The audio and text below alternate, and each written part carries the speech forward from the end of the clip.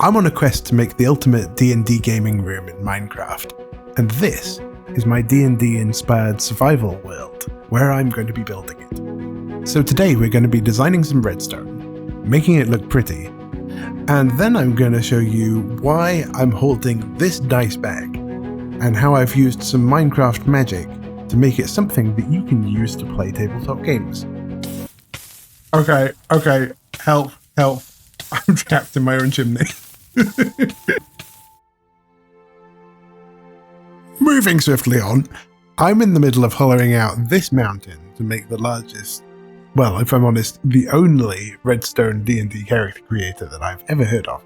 And that's what we're standing inside of right now. This is our Hall of Destiny, where our D&D players choose their character classes. And in this episode, we're going to be building the next big thing, which is where they're going to choose their ability scores, the numbers that make you you. Strength, constitution, dexterity, charisma, intelligence, and wisdom. So that's what we're going to be building today. It's the place inside of this mountain where you do that. And I think I'm going to call it the Shrines of Ability. But the first big decision we need to make is, where exactly in this mountain are we going to put it? So how the Hall of Destiny works at the moment is you come in through this door, then you make your character choices in here, and then you go out through that door at the end and pick up your character sheet. Now, we might change that, because one thing I'm thinking is, would it make more sense to come in through this door, make your choices, then turn around and we have a button there, and then you pick up your character sheets here?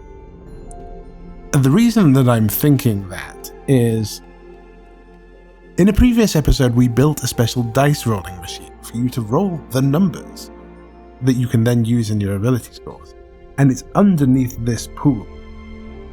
And so it makes sense to use the dice that you rolled right here and build the Shrines of Ability right over this pool. So here's today's challenge. In our world, we've already built this machine. And what it does is when we take one of these special coins and put it in this pot here, it rolls our dice for our 6 ability scores. And those come out as these 6 shulker boxes. Each of these shulkers has a collection of different items in. Each one has the result of 4 individual dice rolls, and then it has the ability score, which we get by adding up whatever the top 3 are of these. And I've labelled each of these shulkers with what their score is to make it more obvious. And what we want to do is we want to assign these scores to these 6 different abilities. So let's just do it sort of randomly. And what we want to be able to do is take this shulker box representing our character sheet, do some magic, and what we get is this, our 6 ability scores in item form. And then finally what we need to do is recycle all of these shulkers so they go back into the system. So we're going to start by building ourselves a regular item filter, and we're going to use it to separate those ability score items from everything else in that shulker. You can see that the items we want end up down here at the bottom, and everything else ends up in that barrel. Next we want to exchange those items for, let's say, our intelligence items. Let's put a barrel, then a hopper here, next to that torch, another hopper on top, and then we're going to put a barrel here which we're going to fill with these intelligence items.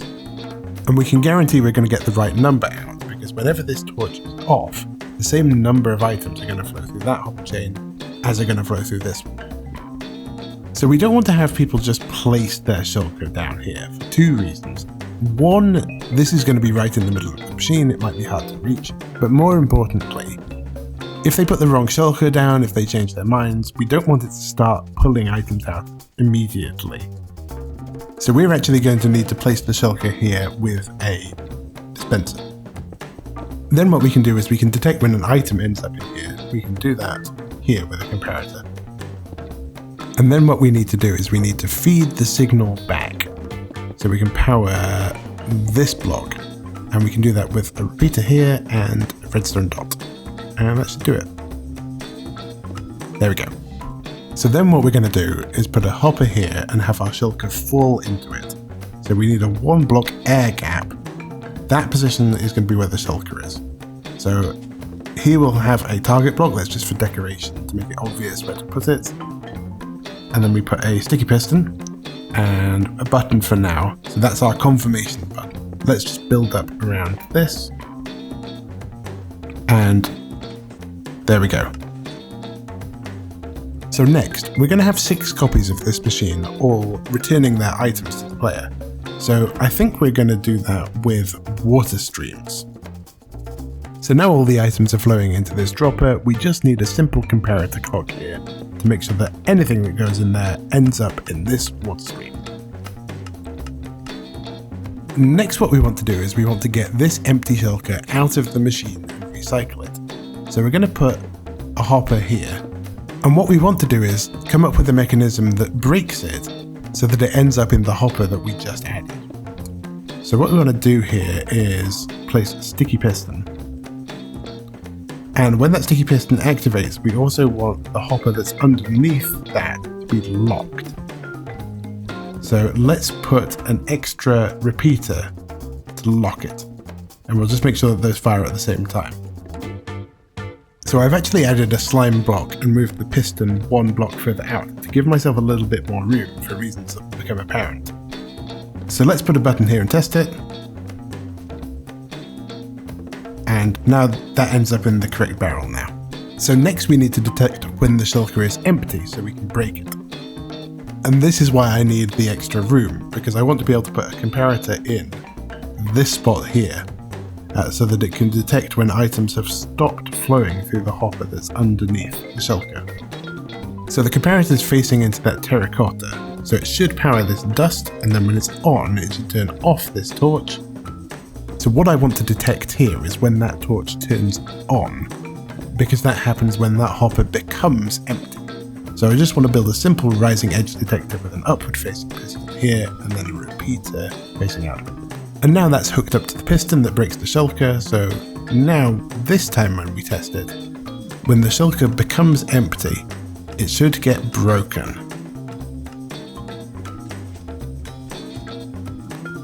And that's exactly what happens.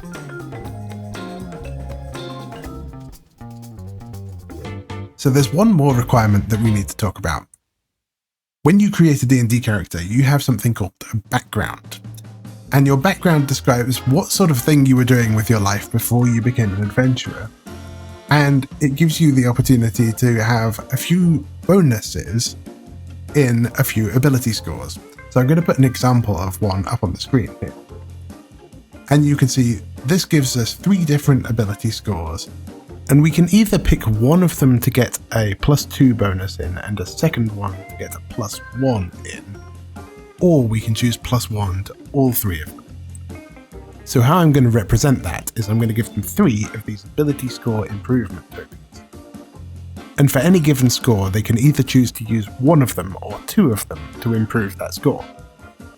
And I think I have the ideal device for doing that over here. Now this machine here is a good example of why these things, decorated pots, are incredibly useful in redstone games. This particular pot is acting as an option selector that we can select by putting a particular item into it. And this one is actually almost full. It has 63 of those items in, so we put one more in, then we get a full stack. And you can see that the redstone here only activates when it's completely full. And now somewhere else in our machine we can read that this option is selected. But let's say that I changed my mind and I want to unselect it, so I can press this note block, and then I get my item back. It's actually a different item, but don't tell anyone.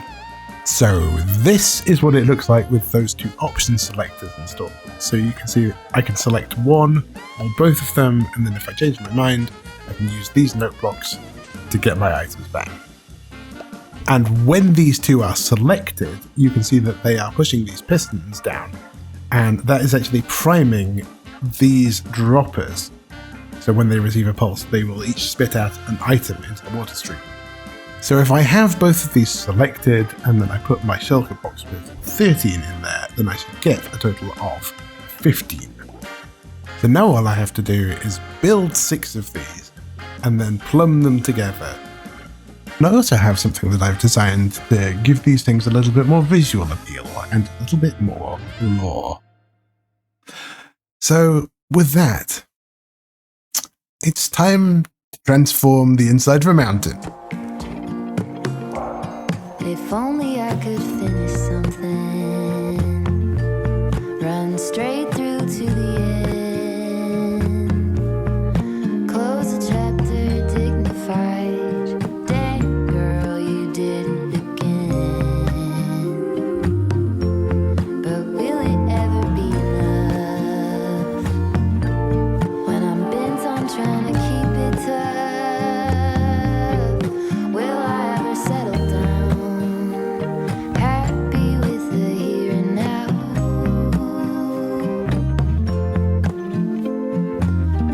When will it ever be enough? Ever be enough? Ever be enough? If only I could build a tower, pierce right through the clouds, saxophones at every hour. Who hasn't heard of me now? Then will I have had enough of trying to keep myself real tough? Will I ever settle down, steady even when it gets loud?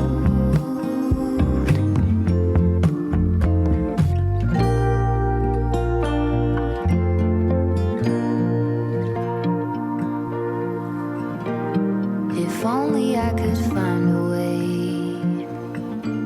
to put an angel on your shoulder, tell you true things every day. By the time you get older, maybe it could be enough. You don't have to be so tough. Maybe you could settle down, happy with the way it is now.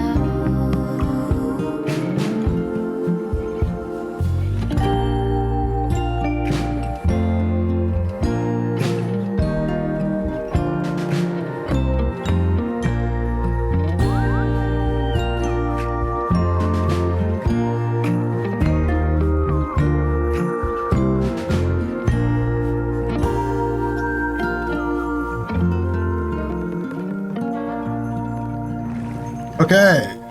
Woo! Hello, Ghast. We need to give you a name. And I did get some suggestions when I was streaming. So let's take care of that. We did have another one called Gilbert Ghast, but it disappeared into the ether. Did it die? Did it fly away? I don't know.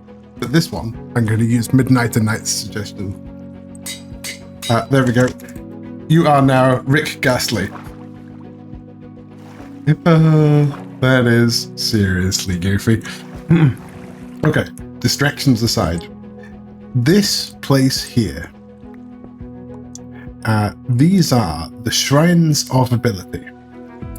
And if you play D&D, you might have figured out why they are these 6 different animals. But if you don't, there is a spell in 5th edition D&D called Enhance Ability. And it has 6 different variants for enhancing the 6 different ability scores. So here we have Eagle's Splendor, which is Charisma, Cat's Grace, which is Dexterity, Fox's Cunning, which is Intelligence, Bull's Strength, which is Strength, Bear's Endurance, which is Constitution, and Owl's Wisdom. So we're going to test this in a bit, but before we do that, there's one more thing that we need to do. One little nice quality of life feature that I thought up. So what we're going to do is we're going to roll some ability scores, and then we're going to head downstairs. Hoop. Into the mess. Because I've disconnected some stuff down there so I can do some maintenance, and I think you're going to find this interesting. Now, where's the thing? Here we are. Way down in here. Down this ladder. And our ability scores should have ended up in... Where are we? Yeah. These hoppers. Because we're going to fill in some stuff here. Now, we're going to do something that might look a little bit odd. So here we have some droppers. We're going to name them Minecraft Bamboo. And we have these pieces of paper, and we're going to name them Mojo Shulkers Rename. And you might be thinking to yourself, what on earth is this Yeti doing? Like, this makes no sense at all. And normally you'd be right. So I'm going to put this item frame on the side of here. I'm going to put this piece of paper in this item frame. And what I'm going to do is put this red shulker box in here. Oh, it's been 1 second. And I have it again. Look, ooh, it's named 14. This is a custom data pack that I created and uploaded to this server. And what it does is it renames if you put a shulker box into any container, and the container is called that, and if it has one of these special item frames attached to it, it's going to rename that shulker box after how many of that item there are in it. And because those ability score items are really retextured bamboo, that's what happens. So I'm going to fill in the rest of these, and then I'm going to show you why I've done that. And speaking of data packs, if you stick around until the end of the episode, I'm going to show you exactly what this thing does. Well, Dennis, I've improved your view. Okay, let's do a bit of a walkthrough of how this is going to work. So we're going to come in here, and then eventually, rather than these things being on the floor where I left them, there's going to be a statue of some kind that is going to dispense them. And that's your character sheet and your level up token. You're going to go through here, and you're going to put your character sheet in here. Up it goes. Let's say we're going to be a level 1 cleric. This should open up. There we go. And we take our 2 level 1 spell slots. Now, we come to the end of here. By the way, we are still going to be coming out of this end, because there is some other stuff that I need to put between this and the machine that we built today. And here's my character sheet. I'm just going to grab these out of this, because then we're going to use this in the next part. And we're just going to bust through the doors.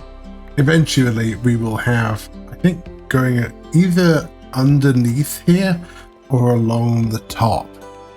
We're going to have another corridor where you make some smaller choices about your background and your species as well. Actually thinking about it, your species is quite a big choice, but it's going to be a much smaller machine than this thing. So up we go.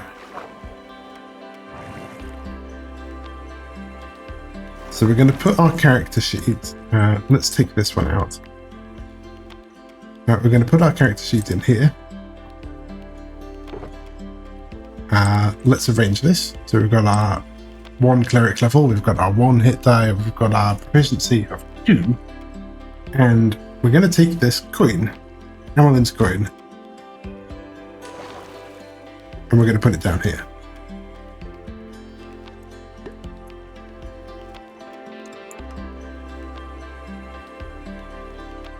And let's wait a minute for things to pop up.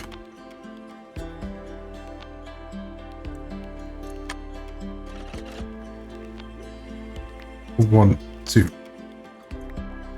So let's have a look and see what scores we got. So we've got 15, 14, 13, 14, 8, and 6. Okay.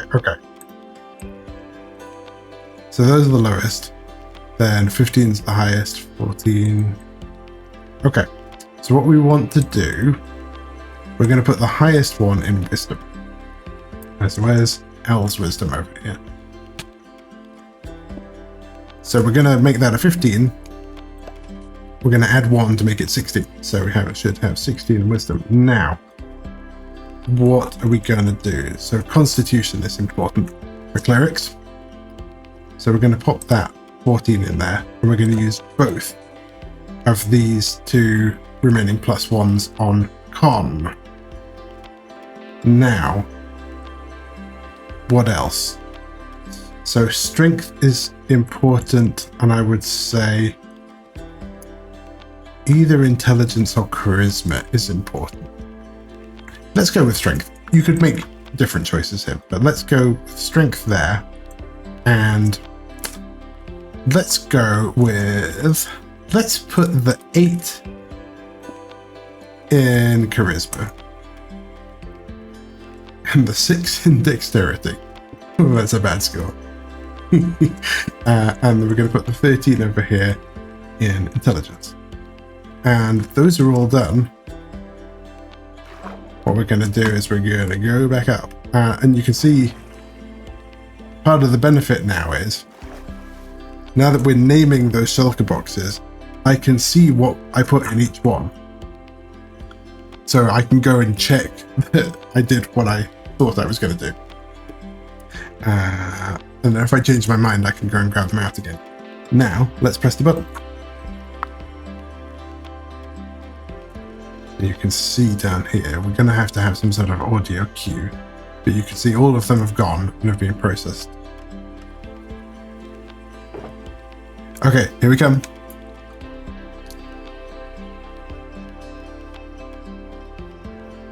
So there we go. You can see that matches exactly what we said that we chose. So we had our 15 plus 1 for 16 wisdom. We had our 14 plus 2, 16 constitution, 14 strength, 13 intelligence, 8 charisma, 6 dexterity. And our character sheet, we're going to put our 2 level 1 spell slots in it as well. Our character sheet is now almost complete. We need to put our choice of species in there. We need our background features, because our backgrounds come with more than just those bonuses. They come with things that you learned during your upbringing, that sort of thing. But that's almost done. So I promised you one other thing, and that's that we are going to find out what this does, the dice bag. So, you know, I mentioned Datapacks earlier. Well, this is Mojo's Dice Roller Datapack, and I'm going to show you how it works. This uses the new Minecraft dialogue system, which people have done some crazy stuff in, including making Minesweeper in Minecraft. What we can do is, let's say I want to roll 2d6. I can roll them, and then the Datapack's going to add them up for me. I can roll 2d4 plus 2d8. And I can roll and add a static modifier as well. So it's very, very basic. That's all it does at the moment, but you can download it and play with it yourself. So I released this a while ago, and I actually put a poll on my YouTube community page asking whether I should use that data pack for the D&D campaign that I'm going to play in this world, or whether I should continue to build the next big machine after this one, which is, I don't know. I don't know where exactly it's going to be, but close by to here, I would have thought. And the poll is kind of exactly 50-50. When I say kind of, it's exactly 50-50. But I did have these nice comments from Inafon and Dukester Games. So, thank you to you two. I do want to keep building the big redstone machine. I really wish that I had time to do both at once, because they're both really cool ideas. And I think the nice thing about the data pack is, hey, you can use this right now. I'd like to be spending more time developing this and turning this into a virtual tabletop that anybody and not just me could use. Anyway, let me know in the comments whether you have opinions or what features you'd like to see added to this, for that matter. But I think it's time I wrap things up for today. So, thank you very much for watching. This is the 5th episode in this series, and we've been on a pace to do about 1 a month. These things have a lot of love. But I'm really proud of what we built today. And I'm really happy for any and all of you who have come along on the journey. I've been your friendly Minecraft Dungeon Master, Mojo Beast. Until next time, everybody, keep rolling those dice.